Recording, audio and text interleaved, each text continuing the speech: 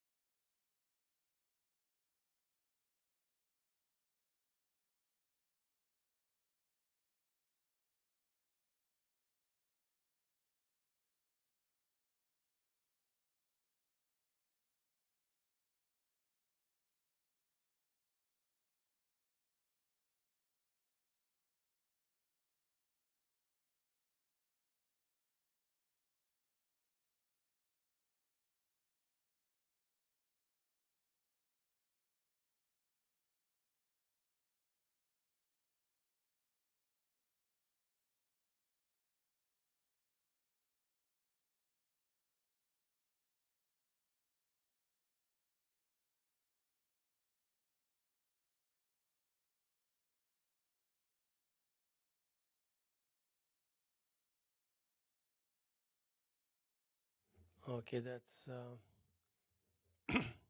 yeah. Sorry about that. It's just the show started, and then there is a okay. Oh boy. Okay, so just to mention again, Thursday afternoon, July 20th, year 2023. Here with the Hello Hello show. My name is Haim Mizrahi, continuing with the tradition of public access and the tradition of the Hello Hello show. It's been on the air since 1980. Of course, not to fail to mention the contribution by Fraser Dougherty, Francis Ann, and the likes of you out there. They make it your business to enhance and fortify the concept of public access. And I was saying the word reiterate, um, emphasize, add the necessary meaning that bring about a solid reality that one can not only function on, but feel comfortable enough to consider it as a, so to speak, a temporary home. And we kind of need to find ourselves. And when I say we, it's just a form of speech, because I draw it from my own experience, and I feel very privileged actually that I can go to my studio and I can draw so much relevance to so many things that circulate in my head. So automatically they don't begin even as fiction, because my hands-on experience when it comes to creations and creativity is immense. So it gives me the feeling, it gives me the sense, and also it proves to me on the surface that when I encounter something new and I want to bring it into my immediate zone, immediate vicinity, I know that I can guarantee that there will be enough kind of friction. Friction, when I say friction, I mean that nothing will be too slippery, and there would be long periods of adjustments um, to find not only a refuge but a stable surface upon which one can experience a promising time zone, a promising gesture, a promising longevity, a promising substance. And then, of course, that leads to fruition and conclusions and realizations and whatnot. I'm going to fetch my coffee.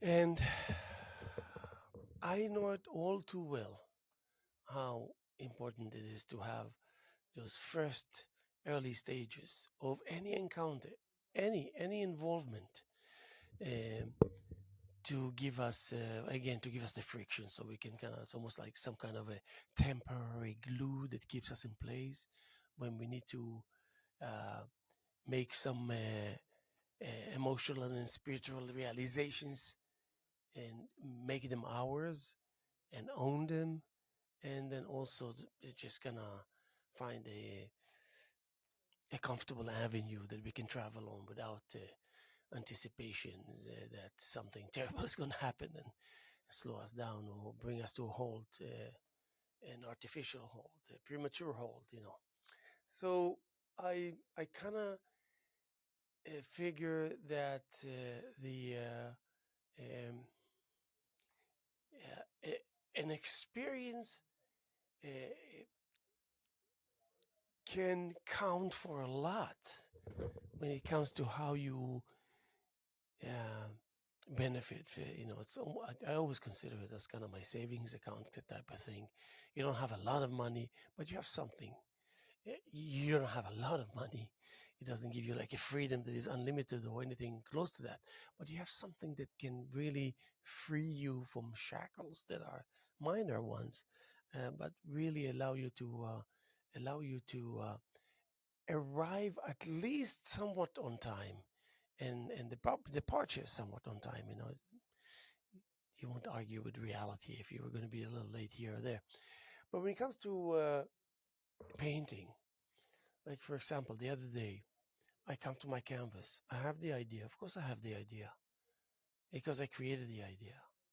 I worked slowly working towards owning the idea. When I say, I don't want to sound too cliche, because when I say owning, it's like more like what, who owns what, and how come, and why, and what for. But making peace with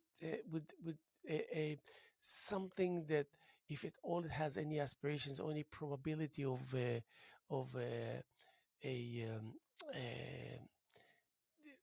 aggressive interaction or any anything of such, uh, that it prepares itself in a way that has enough of that amount within it that can serve as a preemption, that can serve as kind of uh,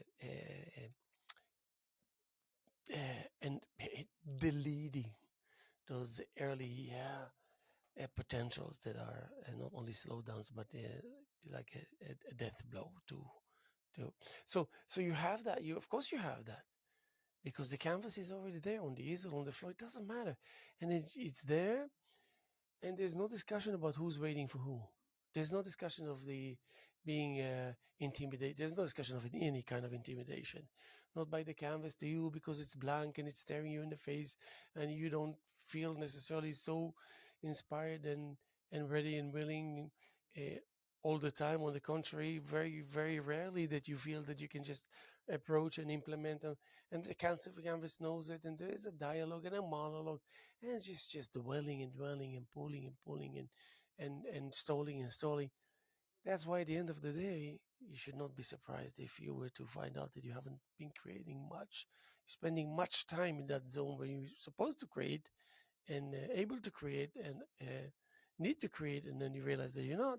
So, you know, at some point you realize that the order of the hour of the minute is to address this issue, so you can create some kind of an assured fluency.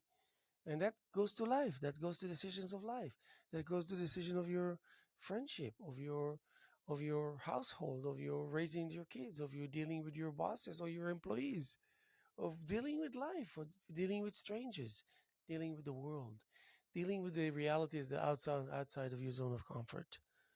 All of these combined, really, and and you realize that you can achieve it if you give yourself cut yourself some slack and give yourself a little kind of advantage, because we always seek for advantages, whether from people that we know we can get it from, or from situations or places or things that we know that if we will make sure that we are close enough to it, physically even speaking, and that we guarantee that even the crumbs that are going to fly our way will be enough to make us fly into the unknown, as far as inspirations are concerned, and the ability to implement them on the surface. Period. Of course, I know the canvas is there. I had the idea, of course, but it's not like I'm wheeling and dealing and pleading with the idea. It's not like I'm announcing to the idea, here I go, here I come, I'm going to implement you, and that will spell this and that, one, two, three, ABC, whatever. None of that, none whatsoever. I know what to do. Of course, I know what to do. That is enough. That means that puts an end to any speculation of how it's supposed to be, or how it needs to be carried out. It puts an end to it because there's no need for it, because it's just the act, the plain, straightforward, kind of rigid, kind of technical by nature act. You take the paint, you splatter it, whatever you take you do however you want to apply that. So I did that blue that appealed to me. It was watery. I knew that it was watery. Now, there's a good reason why I'm giving you the technical description of it, in order to draw the relevance when it comes to the philosophical aspects of it, the psychological aspect of it, even if you know nothing of it happening, or about it, or if and when it's happening. Nothing, zero. So it was watery. It was that blue color that I planned for quite a while, because I got this gallon of blue, and I felt like, I don't even know how I ended up not ending up with that gallon in the studio when I brought it in. I think I entered the house, and I left it in the garage. But because there was this dot on top of the cover of the gallon of what the color is, it was always, as I went for about a week, maybe 10 days, went in and out of the house, I had to see the gallon because it's standing in my way, kind of thing. And that blue agreed with me, because it was the blue that I was kind of thinking about certain ideas, out of which one involved that blue. The idea involved the color that I didn't have at my disposal before it happened. Before before I got the paint, the color. And but the way that I received that gown is one of my friends said, I have a gown that happens to be a dark color, and I know you like it, and I know you can use it. Would you like to have it? And I said, of course, yes. As soon as I saw it, I knew, I knew what belongs to what. There were no questions or contemplation. How come? What that? What if? I just knew. But also, I knew that I had no doubt that this will happen, and I knew that I had no doubt that this will happen. Whether I have to make it happen, or it's going to be kind of happening mostly for my own sake already at the time. It, this is not a subject. This is not open for discussion, so to speak, because it's a done deal long before it comes to life, and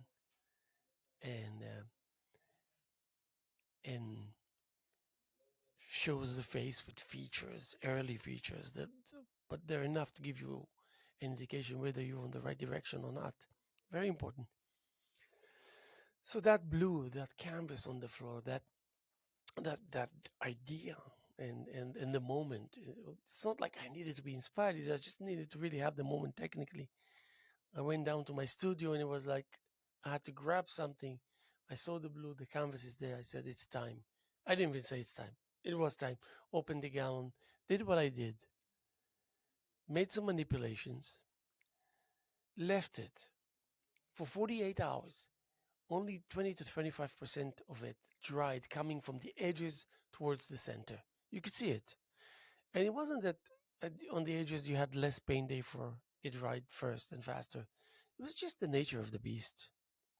It was just how the center of the painting, that has the same amount as all the rest of the areas of the canvas, rules, governs, dictates in a very civil way. It dictates by spreading that energy towards the edges and allowing the edges to be more susceptible to the temperatures and more sensitive. Therefore, it must allow dryness faster than the center. The implications of it, I will find out soon when I have enough time to put into it, because I know how to go about it to try to understand it. But I cannot just engage just because I think that I can. There's a right time and a wrong time, and there's a good time and a bad time, and I'm aware of that. So I won't get the answers for it, and I wouldn't know until I got the answers how important it is to know anything about it anyway to begin with. Certain things I already know ahead of time that it's up to no good. I don't want to go there. I don't want to experiment. Because it's just kind of guaranteeing me and draining factors. Of course, usually it's the energy draining factors, EDFs on my list, huge list of EDFs to eliminate. Of course, I knew what I was doing, so I did that. I came back 48 hours. Came back earlier than that, but I didn't necessarily pay it. Also, it's another thing. When I go to my studio, I don't just check everything as soon as I enter. What's what? Um, I'm more like project oriented, so I can go into the studio and not even look around at all and go to where I need to go because I know what I need to do, and I don't have enough time. I don't have much time, so I'm just focusing on that. Sometimes I will do it. It can be between 15 and 45 minutes, and then immediately I would turn around and leave just as fast and just as abruptly as I entered the studio. Second visit after it wasn't a visit actually. It's the second encounter occurrence after 48 hours when I was there. I took that black that I love so much with passion. It's like a borderline flat satin finish kind of thing. Very, very powerful paint when it dries. And it's not even oil based, unless it was hybrid. Maybe it has some aspect of hybrid to it. Very powerful paint. As soon as it dries, it just dries in a very um, royal way, you know?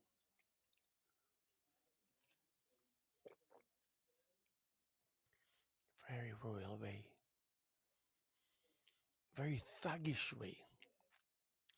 I dare describe some paints that are behave like thugs, you know? They come to you and they just erupt in your face and kind of, I can't explain it exactly, but in a very bullyish way, uh, bullying and manipulating the surface upon which it been applied, and can change the order of nature by governing how long is it going to take to dry, what's going to dry first, which direction is going to work, and so much and so forth. Of course, I knew what I was doing. Of course, I know what I'm doing. And so I introduced the black to the surface that was semi-dry, and that black that I have so much respect for, and that type of paint also, black that I like, and that kind of paint that I liked also. There was just like a combination, uh, like like like hello your highness type of thing. Uh, the king happens to be in the neighborhood, knocks on your door to pay you a visit. That kind of moment, that that kind of a moment of royalty that happens to be around and happens to find its way to be in your studio and and showing some respect, actually more than just some respect. And so, what can I learn from this? I discussed with you many times in the past what it really means to stand in front of the canvas and start this kind of pathetic, almost borderline pathetic discussion. I don't know, it's some weird discussion because there's only one voice heard, so it's a monologue in the spirits of dialogue in the spirits of a monologue. And when I say a monologue, I more mean to a monologue that happens to be mainly a dialogue in your head or whatever. You hear the sounds because all the heroes, all the participants are present, and so therefore you're bound to be happening to hear all the sound activity that takes place. And every sound is a character, is a feature. So obviously, so that's a no-brainer. So as you go along and ask the questions and finding yourself being very tedious when it comes um, uh, to wanting to understand what is the nature of things, or what is the nature of the things that are happening in front of your eyes, what is the nature of things that have reside in your head and just about to be implemented on the surface, and then what is the nature of things of that which was created on the behalf and on the basis of your willingness to engage, and on the behalf of your literal act, technical act, and so much more, because they're just sub departments, sub shelves, sub locations that are just endless amount. It's just a sophisticated manipulation that is good by nature, that multiplies so quickly, and that spells for you a humongous amount of adaptation that requires humongous amount of time that you will never have available. So you're left with a puzzle, and that puzzle, if you adapt it, you don't have to solve it or understand it or resolve it. Most people that I know of the puzzles, a puzzle or puzzles, and of their nature, but they don't know that actually a resolution can take place in seconds, because they cannot believe that something that shows such a sophisticated face and brings sophisticated scenarios to the table can be resolved so simply and easily. Like, resolve, when I say resolve, is that you do that thing or have that particular attitude, and instantly you see the formation of that which is which it's supposed to be, and the mystery is quickly gone, dissipating into the thin air, as it should have been to begin with. It's just like the password that is needed, and you're there, and you really need the password, because otherwise you're going nowhere and you cannot use the computer, and you happen to need to use the computer urgently, for real. And so as soon as, if you know the password, you know the password. You click it in, simple, and you're in. But if you don't know the password, you need to be a wizard of the magician that happens to be the magician of the wizard times 1 trillion in order to be able to resolve that password issue. That's how complicated slash sophisticated slash complicated scenario. But if you know it, you click it, you're in. Now, why am I saying that? That sounds very cliche, very trivial, very. So, what is it trying to communicate with us? And for the most part, I'm really kind of trying to communicate with myself here. And by the way, hoping that if someone out there hears me and says, I can relate to what you just said, yeah, what a victory that is. And when I say victory, I said because I really want people to prevail. Because I really think that the more artists that come to be, it increases our chances of down to earth, effective, considerate uh, life structure that provides you uh, the life that you need to have, and the stability that goes along with it, to hand you something that you know that, okay, well, something might go wrong, but it's not going to be like day after day, or that frequently at all. It will be more like, you know, like you change oil every 3,000 miles, type of thing. You accept it, it's reasonable, and you do it. Because if you don't do it, that reasonable, straightforward, simple thing can cause a lot of troubles and problems in the future, and then you won't have any option to be surprised or to wonder how come it's happening. Of course, I know what I'm doing. So I look at the canvas. First implication. First application, therefore, first implication. First implication, therefore, the first application into the second application, second implication. And sometimes I say God is great because God is great no matter what. I mean, I don't want to sound religious because I'm kind of not religious, even though maybe I'm more religious than I think I am, just like you out there. God is great. How fantastic things are sometimes that you look him in the face. And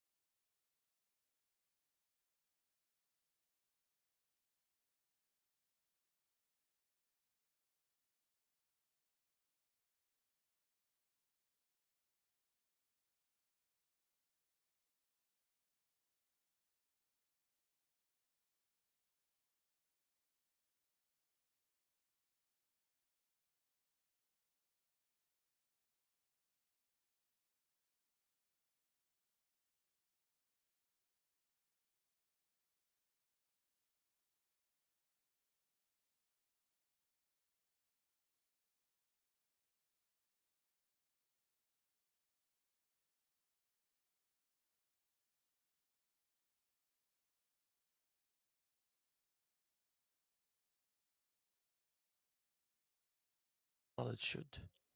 Because at the end of the day, I can spoil everything by not spoiling anything, but just stating my intentions and let my mind go. And let my mind go through the stages that dictate that indeed that's the route to go in order to be considered as a candidate. And when you say considered a candidate, you really spell out the all the verbal interactions with all the multiple gestures and suggestions and point of references and all that. And then when you come with that basic understanding and simple, because it works on simplicity and it works and shows that kind of straightforward, logical, when you get to know it, you say, oh, yeah, how come I didn't think about that? Of course. And these solutions and resolutions that will come your way by the time you will understand how to go about it and reveal it and open the page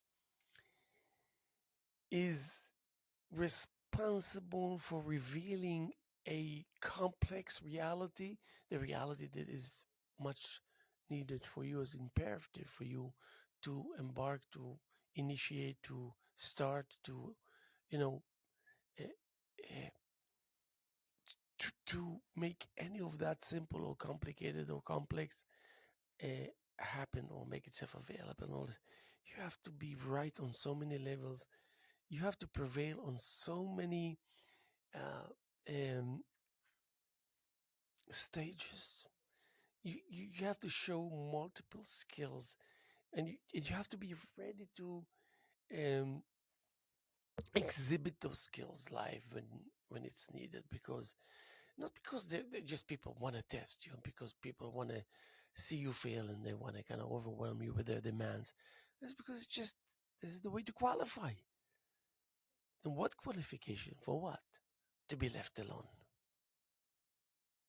Think about it. I'm leaving you this information, very important. Think about how incredible it is that you can be a candidate in the journey of eh, wanting to be qualified as the one to be left alone by all the surrounding, good or bad, just to be left alone. Because you know that what you carry within you, by way of ideas, way of deposits of experience and just flying hours, If you have 3,000 hours of flying F-747, you know, no one is going to argue with you about how to operate a 747. Nobody will have second thoughts whether to fly with you or not. Of course, everything can happen. Uh, the airplane can be moody and we can end down on the ground, smashed and crashed. But we're talking about within reason. You know someone, your neighbors for 20, 30 years. Of course, you can suspect anyone and everyone in being this or that. For the most part, up to no good. But you go by your experience, you go by your senses and all this. And you don't always only follow what's obvious. You look someone disheveled or wishy-washy or questionable and all this, and you would think he's up to no good or she is up to no good. Yeah, sometimes you may be right, but sometimes you can be absolutely wrong. But you accept it as a rule not to judge and not to rush into conclusions, and you take your time. And you know what? 20 times will be enough.